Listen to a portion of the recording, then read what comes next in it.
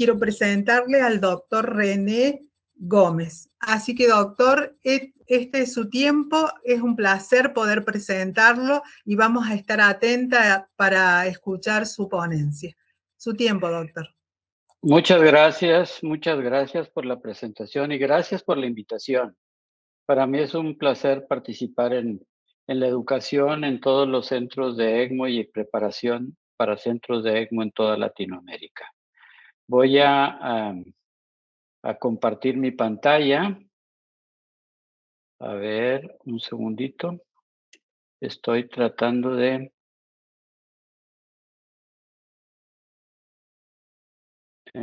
abrir. No sé si se puede ver mi pantalla. Sí, doctor. Sí, doctor. ¿Se ve completa? Debería hacer la presentación, porque se ve... Ahora sí. Ahora sí se ve bien. Muy bien. Pues bueno, yo no puedo verlos a ustedes, pero por favor, si hay alguna observación o alguna pregunta durante mi presentación, por favor, háganmelo saber. Muy bien, pues el tema es fisiología del ECMO o de soporte de vida extracorpórea. Yo no tengo ningún conflicto de intereses. Los objetivos de esta plática va a ser hablar pues de los fundamentos básicos para el soporte de vida extracorpórea. ¿Qué es la cinética de oxígeno? ¿Cómo manejamos y cómo entendemos los conceptos de contenido de oxígeno, entrega de oxígeno y consumo de oxígeno? Porque son conceptos básicos para entender el soporte de vida extracorpórea. ¿Cómo se hace la transferencia de gases en la membrana oxigenadora? ¿Y cuáles son los principios en el ECMO tanto veno-arterial como en el ECMO veno-venoso? Para que haya todas las funciones de nuestro organismo, se requiere de energía. Y esa energía va a hacer que todas nuestras células, todos nuestros órganos funcionen, pero además que haya crecimiento celular y que haya reproducción celular. Para que eso pueda darse, se requieren dos cosas: que tengamos una fuente de nutrientes y que tengamos una fuente de oxígenos. Todo el metabolismo en nuestro organismo se lleva con estos dos componentes. Los nutrientes entran a la célula y llevan un proceso metabólico en el cual se va a utilizar la glucosa en este caso para ir a generar energía, pero tiene que ser ayudada por los mecanismos de una vía metabólica aeróbica, o sea, que utilizan oxígeno para producir energía, o sea, ATP, y esto generando productos de desecho, que es el dióxido de carbono y el agua. Pero para resumirlo, es utilizar esa energía, es necesario tener oxígeno. Si no tenemos oxígeno, entonces se va a utilizar la vía anaeróbica. Y la vía anaeróbica, cuando no existe el oxígeno para metabolizar esos nutrientes, se generará hidrogeniones y se generará lactato. Entonces, los productos de la vía anaeróbica es el lactato y los hidrogeniones, acidosis láctica en conclusión. De la vía aeróbica es generación de energía por el ATP y esto lleva a todas las funciones celulares. Para ponerlo esquemático en condiciones fisiológicas, el oxígeno entra por la vía respiratoria, se difunde hacia la sangre, tiene que ser llevado por un transportador con un movilizador de esta hemoglobina, que es el gasto cardíaco, para llevarlo a toda la economía corporal. La producción de CO2 se va a eliminar también en un transportador, que en este caso no va a ser la hemoglobina. El 75% del CO2 se transforma en forma de bicarbonato. Pero el principal transportador del oxígeno hacia toda la economía sí es la hemoglobina, en más de un 98.5% de las veces. De tal forma que haciendo un esquema de esta cinética del oxígeno, entonces tenemos que hay una entrada global de oxígeno que va a hacer que en la sangre se contenga ese oxígeno, y sus abreviaciones es CO2. Aquí no es dióxido de carbono, sino contenido de oxígeno. El contenido de oxígeno que está dado por la concentración de oxígeno unido a la hemoglobina a través de la saturación de la hemoglobina va a ser impulsado por el gasto cardíaco. Entonces, otro elemento muy importante es un buen gasto cardíaco, que es la maquinaria de ese trenecito para que lleve ese oxígeno hacia todas las células corporales. Ahí se va a consumir parte de ese oxígeno y va a regresar un contenido venoso de oxígeno, que significa el contenido que ya fue extraído del lado arterial. Entonces, esto va a ser por una saturación venosa que generalmente estará a 65, a 75 y hasta 80% en condiciones de reposo. Entonces, el oxígeno tiene que absorberse, tiene que transportarse, tiene que impulsarse, se consume en las células corporales y luego vuelve por el lado venoso en un contenido venoso de oxígeno. Ahora, vamos a definir cómo es el concepto de contenido arterial de oxígeno. Dijimos que el oxígeno se une prácticamente en más del 99%, más del 98.5%, se une a la hemoglobina, es transportado a la hemoglobina. Entonces, para calcular ese contenido de oxígeno, sabemos que cada gramo de hemoglobina transporta 1.34 centímetros cúbicos de oxígeno. Por lo tanto, si tuviéramos un individuo que tiene 15 gramos de hemoglobina multiplicada por la saturación de 98%, sacaríamos 1.34 por 15 por 0.98. Esto nos va a dar 20 mililitros de oxígeno por cada 100 mililitros de sangre.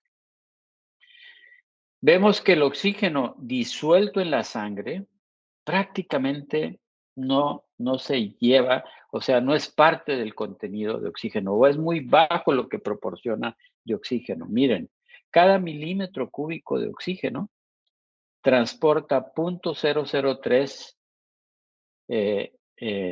centímetros cúbicos de oxígeno. O sea que si un individuo tiene 100 centímetros, 100 mililitros de mercurio de oxígeno, solo va a transportar 0.03 de oxígeno. Entonces, esto es muy, muy, muy bajo. Prácticamente va a estar unido a la hemoglobina.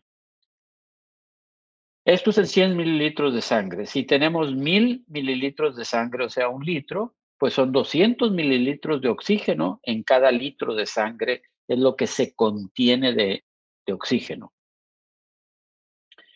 El contenido venoso de oxígeno es lo mismo, nada más que aquí va a ser por la saturación venosa de oxígeno, 80%, de tal forma que el contenido de oxígeno pues va a ser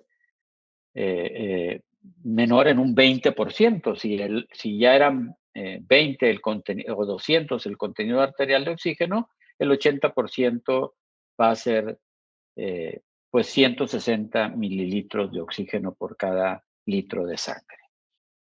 ¿Y qué es entrega de oxígeno? Pues la entrega de oxígeno es el contenido de ese oxígeno por el gasto cardíaco. Así que lo podemos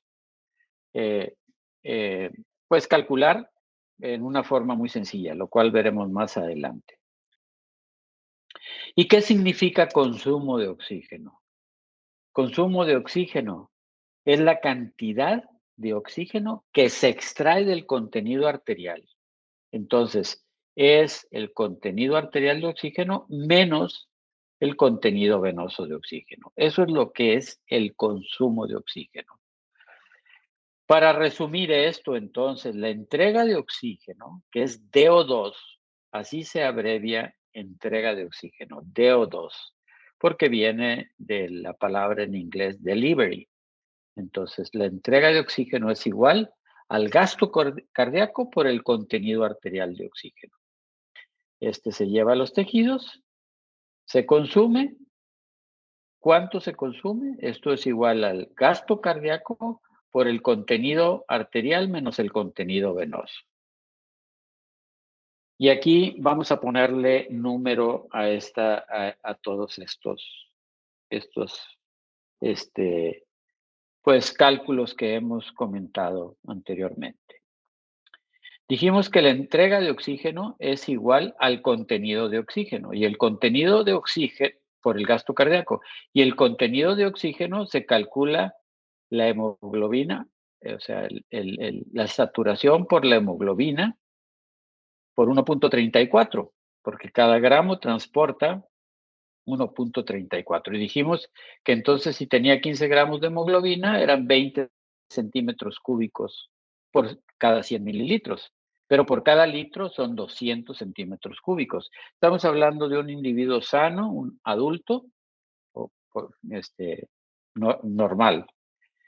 Si multiplicamos por el índice cardíaco, que en este caso pueden ser 3 litros, de tal forma que 200 mililitros por cada litro por 3 litros es igual a 600 centímetros cúbicos de oxígeno por cada metro cuadrado de superficie corporal. Eso es la entrega de oxígeno. ¿Y cuál es el consumo de oxígeno? El consumo de oxígeno, que ya habíamos puesto la fórmula, lo vamos a resumir en algo bien sencillo. En un adulto es 3 centímetros cúbicos por cada kilogramo de peso. O sea, un individuo que pese 80 kilos con 2 metros cuadrados de superficie corporal consume 120 centímetros cúbicos de oxígeno por cada metro cuadrado. De tal forma que si sacamos una relación 600 lo que entregamos y 120 lo consumimos, es una relación 5:1. 5 partes que se entregan por una que se consume.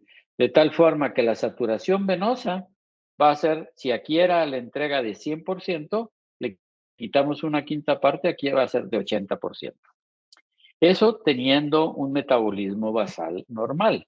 Pero ¿qué pasa si un individuo tiene un metabolismo basal elevado, ya sea por sepsis, por actividad, por aumento en algunos, por ejemplo, en el hipertiroidismo o con fiebre, etcétera? El consumo aumenta, pues entonces no va a ser una relación 5:1. Aquí va a aumentar a lo mejor a 200. Si aumentara a 200 el consumo, pues sería una relación 3:1. La sangre llegaría saturada en un 60%. Muy bien. Y aquí, para que vean la importancia que tiene la hemoglobina en la entrega o en el contenido de oxígeno o en la entrega de oxígeno. Por este lado, en esta gráfica tenemos contenido de oxígeno. Decíamos que en un individuo normal eran 20 centímetros cúbicos por cada 100 mililitros de sangre. Y si en este lado tenemos la PaO2 o la saturación de oxígeno, podemos ver que un individuo que tiene una PaO2 de 80, 82, con una saturación de 94% y tiene una hemoglobina de 15 gramos, pues dijimos que va a tener 20 centímetros cúbicos por cada 100 mililitros. Pero ¿qué pasa si ese individuo tiene una hemoglobina de 10 gramos con la misma PaO2 y con la misma saturación de oxígeno? Pues vamos a ver, un segundito. Voy a desactivar para que no entren mensajes. Si tenemos entonces una hemoglobina de 10 gramos, Pues miren, el contenido de oxígeno baja casi a 14, en lugar de 20, 14. ¿Y qué pasa si este individuo tiene una hemoglobina de 7.5 gramos? Pues que el contenido de oxígeno baja a 10. 10 por cada 100 mililitros o 100 por cada litro. Y aunque este individuo tenga una PaO2 de 600, miren que no aumenta mucho si tiene 7.5 gramos de hemoglobina. Contrariamente, si este individuo tiene una PaO2 de 50, pero tiene 15 gramos de hemoglobina, pues tiene 18. O sea, fíjense que esto genera más entrega, más contenido de oxígeno que un individuo que tiene 50 de PaO2, que un individuo que tiene 600 de PaO2, pero tiene 10 gramos de hemoglobina. Entonces, la hemoglobina en soporte de vida extracorpóreo es un parámetro muy importante para la entrega de oxígeno. Consumo de oxígeno. Dijimos que un adulto consume en condiciones de reposo 3 mililitros por kilogramo por minuto. Un niño de 4 a 6 y un recién nacido de 6 a 8. Miren cómo el metabolismo basal de los recién nacidos es mayor. Entonces, vamos a hacer un pequeño ejercicio para calcular la entrega-consumo. Si tenemos que un adulto de 80 kilos que tiene 2 metros de superficie corporal tiene una entrega de oxígeno en condiciones normales de 1,200 centímetros cúbicos de oxígeno, dijimos con 2 metros, si con un índice cardíaco de 3 litros tenía 600, con el doble, que son 2 metros, pues va a tener 1,200 mililitros.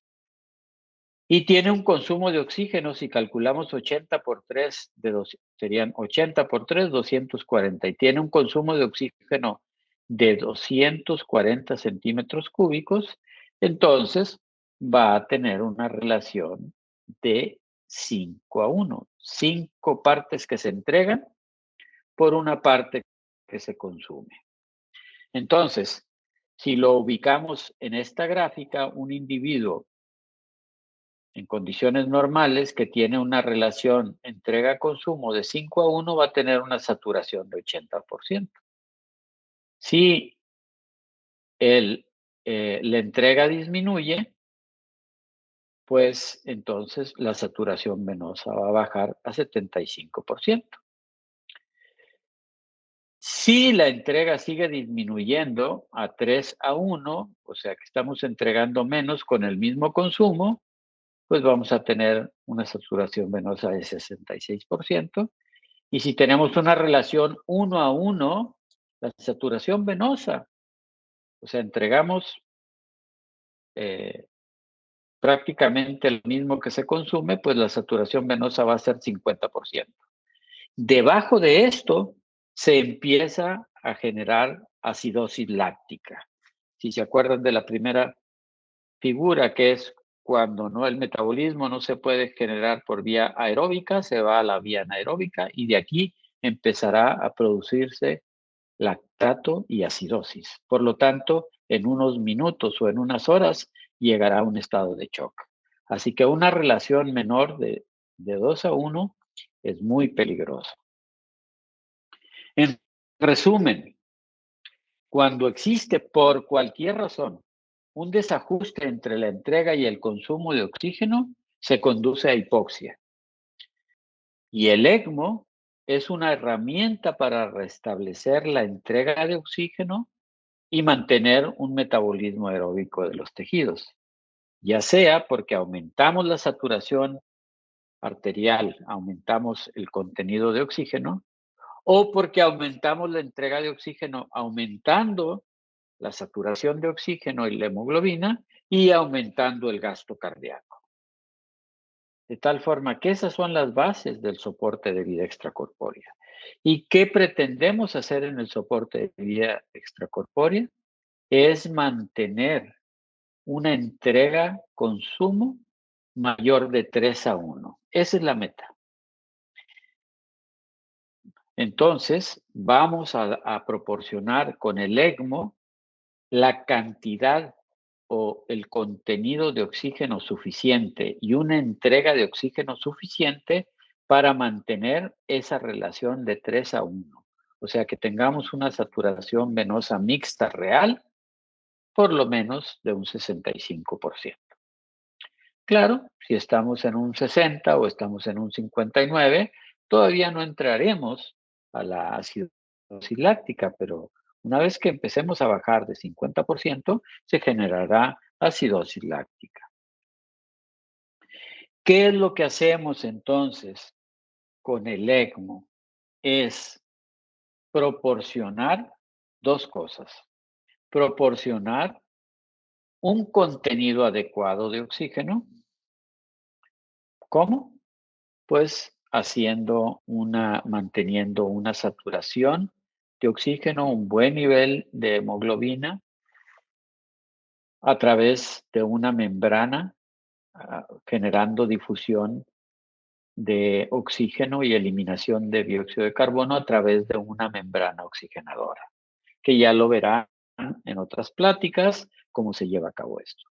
Pero, además de eso, generar cuando un paciente tiene no solo falla en el aspecto pulmonar, sino también en el gasto cardíaco, pues generar un adecuado gasto cardíaco a través de un ECMO venoarterial para hacer una entrega adecuada de oxígeno a los tejidos. Así que en el ECMO venoso generaremos un contenido de oxígeno adecuado para que con el corazón activo, teniendo un gasto cardíaco adecuado, se lleve a todos los tejidos. En el caso de que haya un paciente con falla cardíaca, entonces la indicación es un ECMO venoarterial en el cual no solo se da un contenido de oxígeno adecuado, sino también se ayuda a dar una entrega de oxígeno adecuados a través de un gasto cardíaco que se va a mejorar con la bomba de circulación del soporte extracorpóreo. Entonces, el ECMO venoso proporciona soporte pulmonar o soporte respiratorio. El ECMO venoarterial puede dar soporte respiratorio, pero también soporte cardiovascular. Es importante saber que para dar ese contenido de oxígeno, cuando la sangre pasa a través de la membrana oxigenadora, esa membrana oxigenadora tiene que tener una capacidad adecuada de transferencia de gases. Hay varios factores que intervienen en la transferencia de gases que ahorita los mencionaré, pero quiero que tengan en cuenta que es necesario que esa membrana tenga una capacidad para la transferencia de gases. ¿Qué quiere decir eso? Pues que cada membrana tiene una capacidad y esa capacidad se llama flujo nominal. En inglés es rate of flow. En México, en español no tenemos una traducción literal, pero pues lo llamamos flujo nominal. Y quiere decir, la definición de esto es que cada membrana tiene la capacidad para saturar arriba del 95% la sangre hasta llegar a cierto flujo de sangre. Por ejemplo, en esta membrana tiene un rated flow de 2.8 litros, quiere decir que después de eso, la saturación empieza a bajar de 95%. Por más flujo que le mandemos a la membrana, por más oxígeno que le pongamos a esa membrana, ya no va a lograr una transferencia mayor de gases. ¿Por qué? Porque tiene un rated flow limitado. Hay membranas que tienen rated flow o flujo nominal de 5 litros o de 7 litros. Entonces, es muy importante que quienes estamos en esta disciplina conozcamos la capacidad que tiene cada una de estas membranas. Entonces, aquí en este caso estamos viendo cómo es la transferencia de oxígeno, la entrega de oxígeno hasta cierto punto. Ya no va a haber más más entrega de oxígeno y aquí se va a detener porque está limitado por esa capacidad. También comercialmente las membranas tienen algunas mayor capacidad para transferir que otras. Y en general estas membranas tienen 5 centímetros cúbicos de transferencia de oxígenos por cada decilitro de sangre que está pasando por la membrana. Bueno, se los digo para que tomen en cuenta, por ejemplo, una membrana que tiene 5 centímetros cúbicos por decilitro de capacidad y tiene 4 litros, 40 decilitros, o sea, son 4 litros, pues va a transferir 200 centímetros cúbicos por minuto. Quiere decir que si tuviéramos una membrana un poco mayor, pues de 6 mililitros le podríamos dar los 250, o si le aumentamos más el flujo de sangre, no de 4, sino a 4.5, pues le vamos a dar esos 240 mililitros que requiere ese adulto de 80 kilogramos. La transferencia de oxígeno por la membrana depende de estos 4 factores. 1, el diseño de la membrana, o sea, ya lo hablamos, el rate flow que tenga y la superficie de la membrana, qué tan grande sea. Hay membranas pediátricas, neonatales y de adultos. Y las de adultos hay capacidades de 7 litros y hay de 5 litros. Entonces, 1 es el diseño de la membrana. 2, la presión parcial de oxígeno que haya a cada lado. O sea, entre más sea el FiO2, mayor transferencia de oxígeno, ¿no? Y el CO2 al contrario difunde. ¿De qué otro factor? Bueno, del FiO2 que le pongamos al blender. Y el cuarto factor es del flujo de sangre. A mayor flujo de sangre, mayor transferencia de oxígeno hasta cierto límite, hasta llegar al rate flow o a la capacidad de esa membrana. Y aquí podemos ver en este estudio de Schmidt que publica en el 2013, si tenemos por este lado el PaO2 de la sangre de algunos animales que en este estudio estuvieron puestos en ECMO, vemos el PO2 y de este lado vemos el flujo de sangre, flujo máximo, flujo al 80%, al 60% y al 40%. El flujo de sangre estamos hablando. Entonces, si vamos bajando el flujo de sangre, fíjense qué va pasando con el PaO2 en el lado arterial de la membrana. Entonces va bajando conforme baja el flujo. ¿Y qué pasa con el CO2? Vamos bajando el flujo y el CO2 se mantiene igual. O sea, que el flujo de sangre no influye en la transferencia de CO2, pero sí en la transferencia de oxígeno. Entonces, ¿de qué depende la transferencia de CO2? También del diseño de la membrana, o sea, del tamaño de la membrana, de la presión parcial de CO2 que hay a cada lado de la membrana y del flujo de gases. Ya aquí no del flujo de sangre, sino del flujo de gases.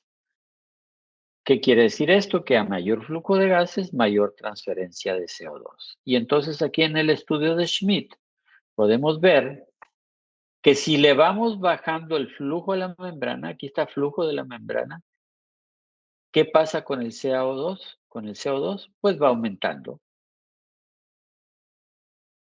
Va aumentando el CO2. Si bajamos el flujo de gases de barrido, si vamos subiendo el flujo de barrido, va bajando el CO2. ¿Y qué pasa con el PaO2 en esos mismos animales puestos en ECMO del lado arterial? Pues que bajamos el flujo y el PaO2 se mantiene igual. Quiere decir entonces que la velocidad del flujo de gases de barrido no es un factor para la difusión de oxígeno, pero sí para la difusión de CO2. Muy bien, entonces, en conclusión, la transferencia de gas en el oxigenador o membrana de ECMO va a depender del FiO2 y del flujo sanguíneo. O sea, del FiO2 que tenemos de un lado de la membrana y del flujo. Si bajamos el FiO2, menos transferencia. Si bajamos el flujo de sangre, menos transferencia de oxígeno y al revés. Y en el CO2, para la eliminación de CO2, va a depender básicamente el flujo de gas de barrido. Ese es el más importante, la presión parcial que haya de CO2 en un lado de la membrana y el flujo de gas de barrido. Entonces, en el ECMO veno-arterial, en el bypass cardiopulmonar que se hace, en el soporte de vida extracorpórea, normalmente es un bypass parcial. O sea, no vamos a bypassear el 100% de la sangre. Habitualmente va a ser 60 o 80% y en condiciones muy especiales llegará al 90 o 100%, pero la mayor parte de las veces estamos entre 60 y 80%. Hay que considerar que el gasto cardíaco en el ECMO veno-arterial está dado por los dos flujos, tanto por el gasto cardíaco nativo como por el flujo que le estamos dando a la membrana. Por lo tanto, la entrega de oxígeno va a depender de los dos, del gasto cardíaco nativo que tenga el paciente, más el gasto que le estamos dando por el ECMO. En este caso de ECMO veno-arterial da soporte respiratorio y también hemodinámico. Desde luego, aquí siempre debe de haber un flujo de gases a través de la membrana, porque estamos bypasseando el corazón y el pulmón. Aquí no podemos hacer, para hacer el weaning, cuando estamos sacando un paciente de ECMO, cerrarle el flujo de gases, porque si estamos bypasseando el 80% y no le mandamos oxígeno, pues vamos a tener una hipoxia severa, o sea, no va a haber forma de transferencia de gases, ¿no?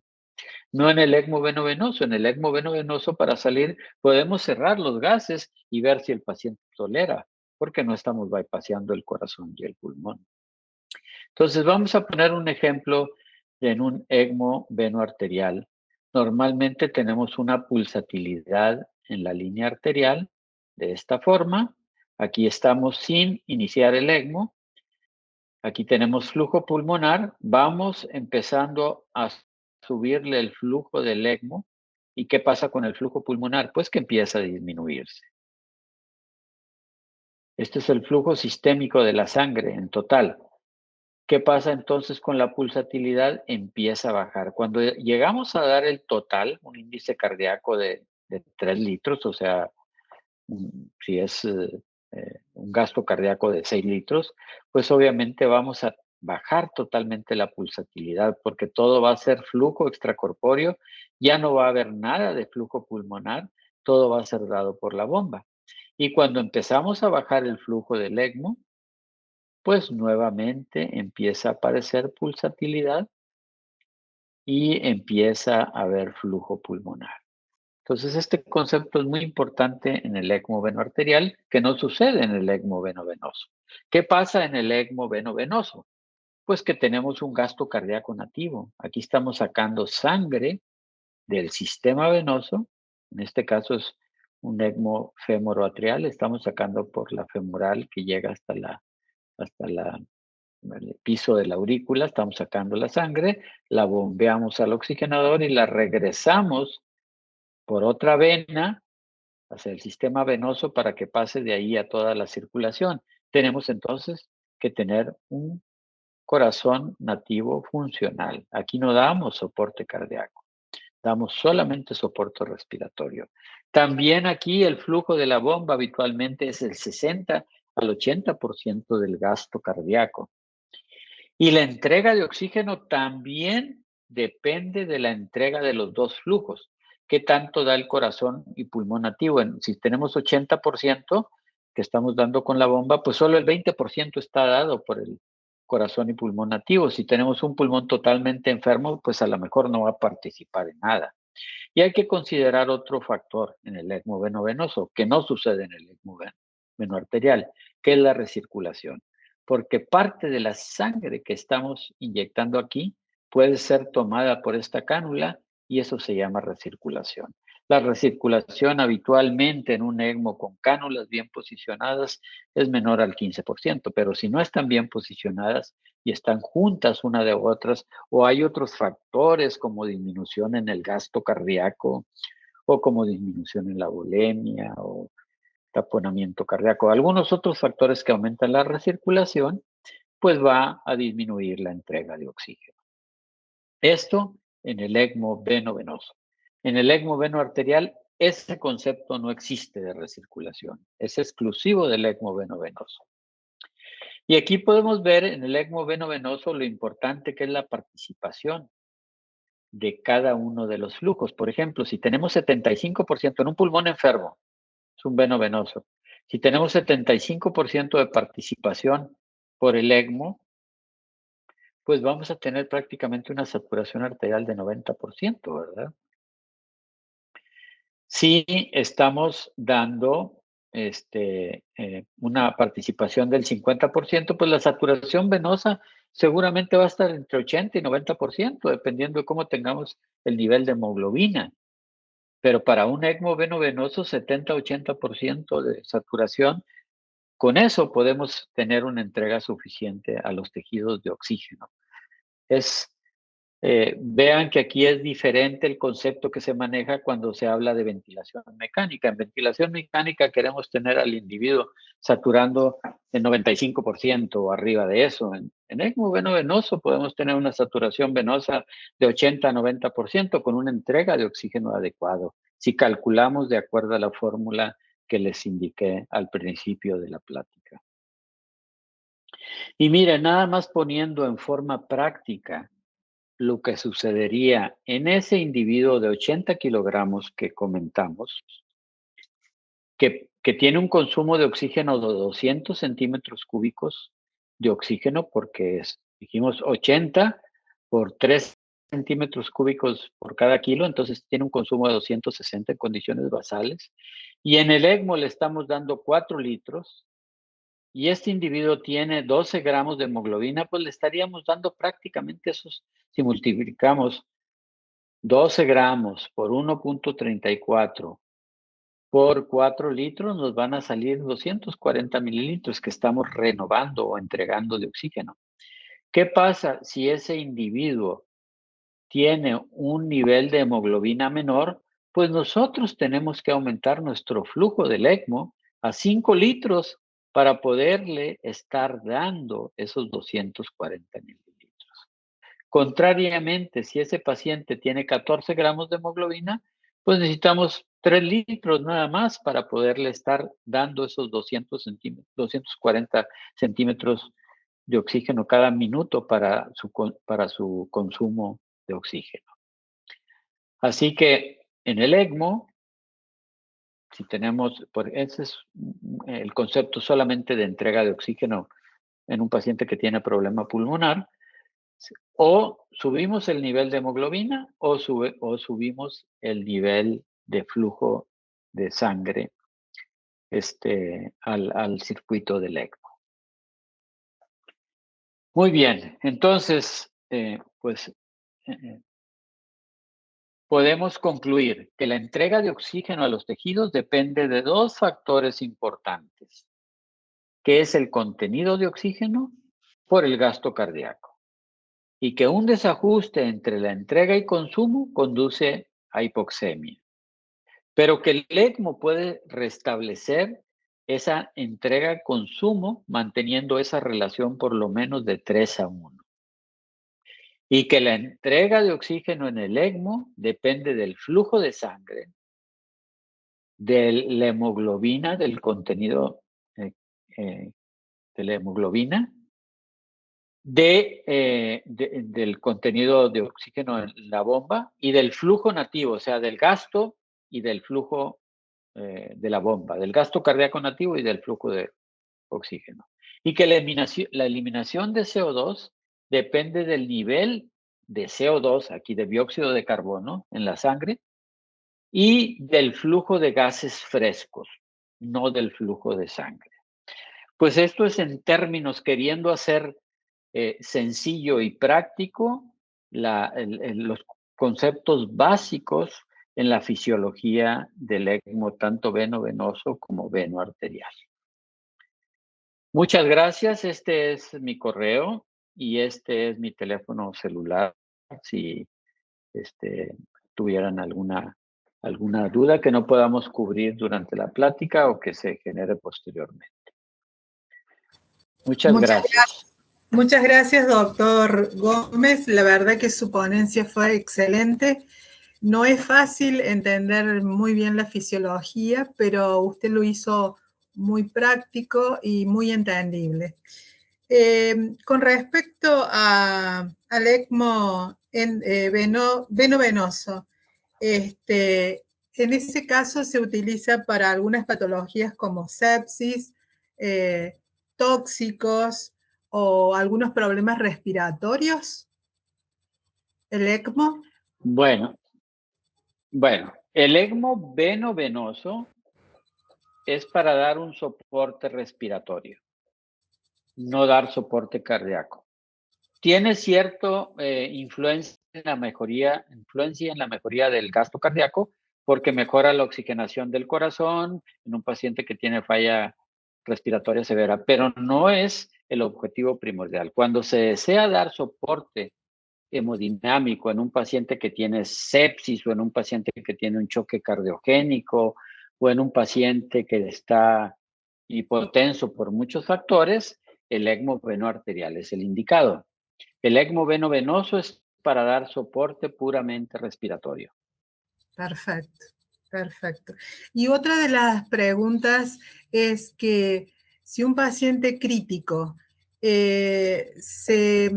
está con con muchas drogas inotrópicas y ustedes deciden colocarlo en esta terapia de ECMO, ¿cómo se va bajando esas drogas inotrópicas o se va o es en paralelo el ECMO y las drogas inotrópicas?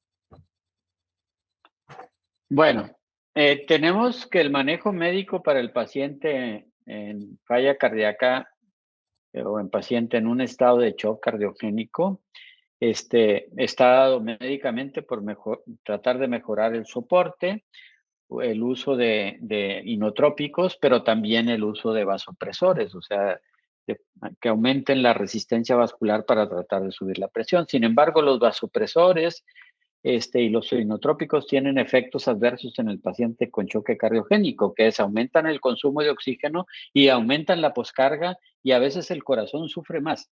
En el ECMO, cuando iniciamos ECMO en un paciente en choque cardiogénico, vamos subiendo el flujo de sangre para tratar de mejorar la presión arterial y vamos bajando los vasopresores. Idealmente hasta tenerlos sin vasopresores y podemos mantener el inotrópico, pero siempre y cuando hayamos dado un soporte ya cardíaco adecuado. Entonces sí se va graduando, aumentando el soporte de bomba, aumentando el flujo de sangre para mejorar la hemodinamia y bajando los vasopresores. También bajar los inotrópicos a cierto grado que no generen mucho consumo de oxígeno por el miocardio, ¿no? No sé si eso contesta la pregunta. Sí, muy interesante realmente porque si bien el ECMO es una terapia de apoyo, pero también hay que ir balanceando a estos pacientes para poder bajar estas drogas inotrópicas, ¿no? Que va a necesitar el paciente. Acá hay otra pregunta que dice, ¿se usa más el ECMO veno-venoso o el arterio venoso y de qué depende? Y también, ¿qué pasa en los niños? Bueno, como comentamos hace un rato, el ECMO veno-venoso es más usado en los pacientes que tienen problema respiratorio. En los adultos, prácticamente todos los pacientes que tienen problema respiratorio severo con hipoxemia refractaria, el tipo de ECMO a utilizar es veno-venoso. En los recién nacidos es diferente. Por ejemplo, en los recién nacidos no es tan fácil tener accesos venosos suficientes para dar un flujo adecuado. Entonces, en los recién nacidos es común dar soporte respiratorio con ECMO venoarterial. Por ejemplo, los pacientes con hernias diafragmáticas o con aspiración masiva de meconios, podemos utilizar el ECMO venoarterial por los vasos cervicales, o sea, por la yugular interna y por la carótida común. Pero el ECMO venoarterial en los adultos está exclusivamente reservado para los pacientes que requieren soporte hemodinámico y no respiratorio.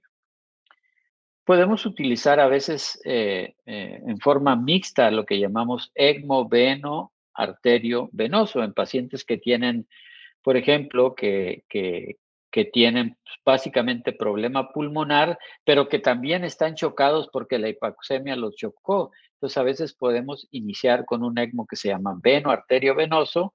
Una vez estable la hemodinamia, quitamos la cánula arterial y lo convertimos en ECMO veno-venoso. Pero para el soporte cardíaco o hemodinámico es ECMO venoarterial puro. Entonces, depende de la patología. Yo podría decirles que actualmente, por ejemplo, en nuestro centro, la mayoría de los ECMOs son venovenosos, aunque, pues sí, en todos los pacientes con problemas cardiológicos es venoarterial. Perfecto. Acá tengo otra pregunta que dice, paciente que al suspender relajación y sedación en relajación, ECMO venovenoso con persistencia de desaturación por debajo de 80%, con niveles de hemoglobinas adecuadas y flujo de bomba inadecuado, ¿cuál es la sugerencia de manejo según su amplia experiencia? Bueno, muy buena pregunta. Debo decirles que, pues, cuando uno toma un paciente con falla respiratoria hipóxica severa, habitualmente son pacientes que están sedados y relajados, y lo que hacemos es precisamente eso, despertarlos, primero quitar la relajación, despertarlos y mantenerlos despiertos. Obviamente el consumo de oxígeno aumenta porque el paciente se empieza a mover más. Para eso, pues utilizamos las estrategias que ya comenté ahí, o subir el nivel de hemoglobina, o subir el flujo de bomba, o subir ambos. Pero ahí la pregunta que hacen, bueno, y si no logramos una saturación adecuada, porque no tenemos un flujo adecuado, ¿qué hay que hacer?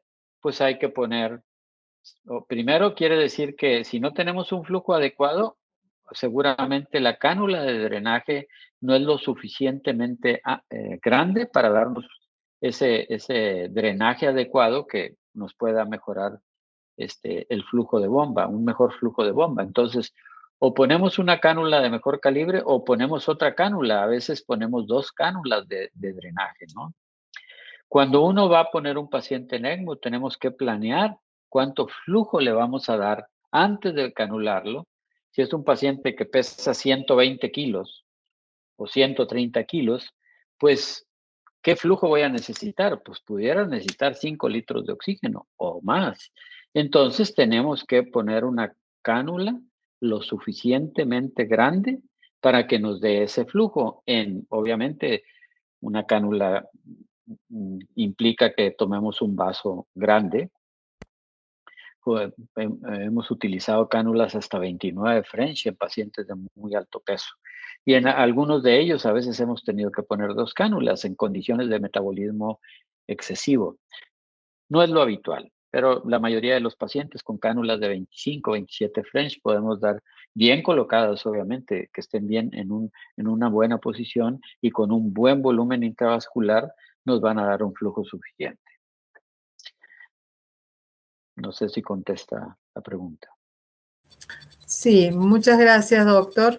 Por una cuestión ya de horario, vamos a hacer la última pregunta que piden acá, bibliografía. Si usted puede sugerir alguna bibliografía especial o alguna página para poder consultar. Pues bueno, miren, para fisiología del ECMO, el libro rojo, pero también hay un artículo ahí que el doctor Bartlett publicó que a mí me parece muy bueno y lo ponemos siempre de referencia en nuestro curso. Si quieren, se los comparto a través del chat y ustedes lo comparten al resto del grupo, ¿no? Muchas gracias, doctor. Sí, sí, es importante que usted pueda compartir esas páginas y las sugerencias para nuestros oyentes. Solamente nos resta decir, doctor, que le agradecemos su tiempo, la expertise que usted tiene con respecto a este tema, que es un tema muy difícil para algunos, pero que realmente es cautivante, sobre todo cuando lo explican de esta forma. Así que muchísimas gracias, doctor René Gómez, y le decimos al resto de la gente que el 10 de abril a las 15 horas, horas de Colombia, nos volveremos a conectar seguramente con el doctor para la tercera parte.